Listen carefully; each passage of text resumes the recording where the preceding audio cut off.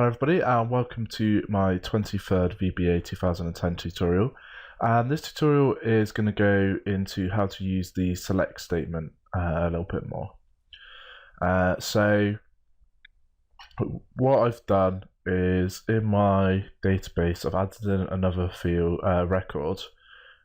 So I've got a user ID Bruce and Bruce Banner, and so what's going to happen now is when I press play on here, it's going to come up and say hello Bruce Banner.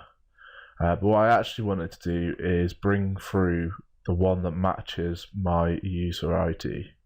So to do this, at the end of our select statement, we're just going to put where, and then we're going to put our field ID, so user ID, so where user ID equals, and then an apostrophe, and then Matthew, and then another apostrophe, and then when we press play on this, it's going to come up with Matt Sands because it's only going to bring through the field where the user ID is Matthew. We can change this slightly because I've written it in directly. What we can actually do is fashion a string with our user ID taken from the computer plugin. So let's actually put in a couple of ampersands and then user ID. And then this is going to do the same thing, so it's going to say Matt Sands again.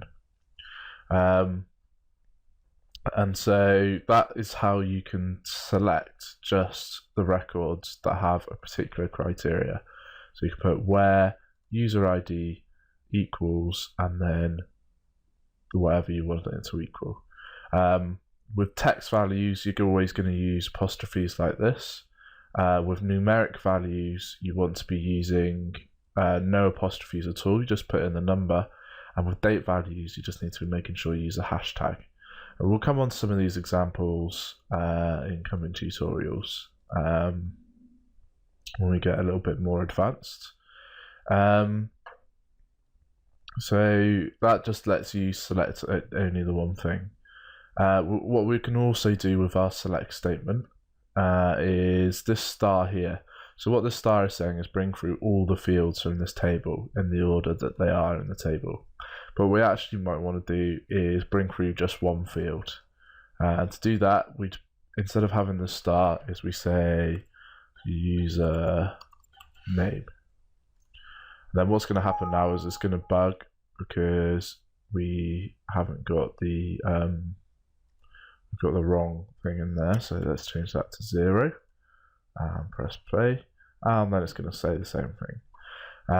If you want to bring through another field, so let's say we want to bring in the user ID as well, so comma user ID and press play, and it's going to come through that. But let's say we put and